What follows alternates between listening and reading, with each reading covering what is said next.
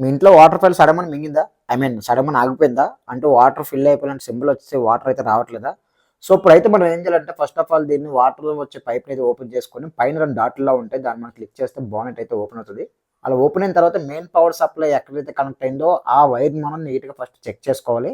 Check చేసుకున్న తర్వాత అంతా బానే ఉంది అనుకున్నప్పుడైతే దాన్ని ఒకసారి ఓపెన్ అయితే చేసి మీరు క్లిక్ చేస్తే గట్టిగా ఓపెన్ అవుతది ఆ బటను. సో, లోపల చెక్ చేసి ఒకసారి గట్టిగా ఊది మళ్ళీ దాన్ని కనెక్ట్ అయితే చేయండి. అలా కనెక్ట్ చేసిన తర్వాత ఒకసారి ఆన్ చేస్తే గనుక ఆన్ అయితే అయిపోతది. అది పెద్ద మ్యాటర్ అయితే ఏం గాదు.